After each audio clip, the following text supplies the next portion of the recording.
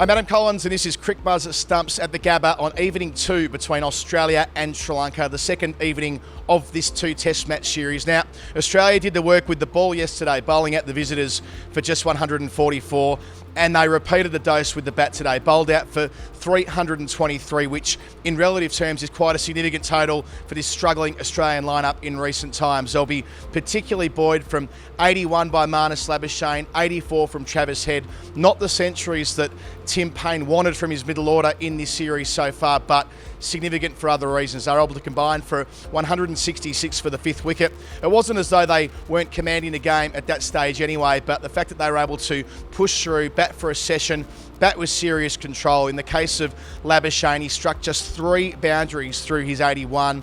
As for Head, he hit 10 fours rather, but he hit the ball so well behind point. You can see why he's been so invested in by this team management, making him the vice-captain, the co-vice captain for this test match. And then Patrick Cummins getting the chance to bowl with a 179-run lead before the close, picking up a wicket, final ball of the night. Karunaratne set up a treat. Cummins moving it into the left-hander, swinging it away, a little feather through to Tim Paine, and needless to say, the Australians went wild. So they go to bed with a lead of 162 with 9 second innings wickets to take for Sri Lanka to claim a 1-0 series lead. So going back to Travis Head, the South Australian who was made vice-captain this week, he knows how important it is that he not only beds down his spot, but he can play against the moving ball.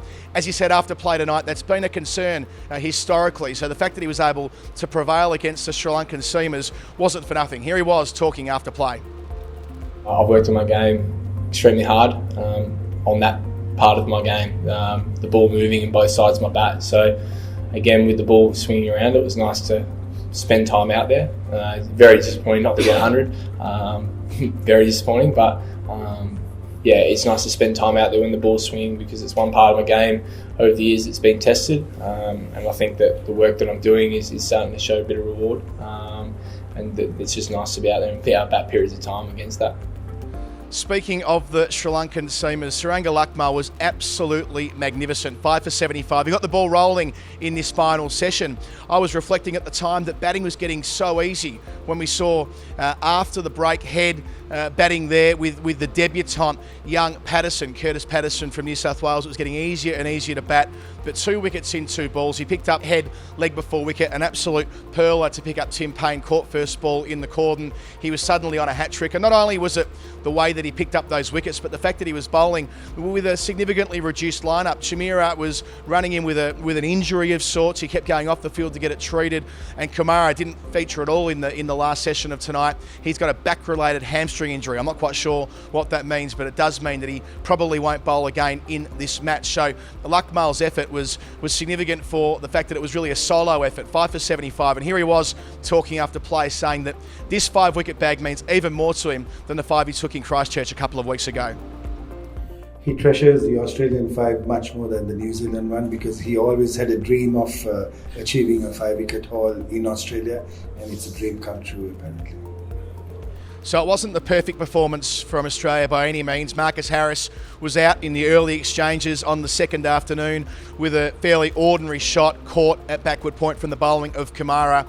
But the positive they can draw is that these young middle order players they've invested in have found a way to, again, get to near 100.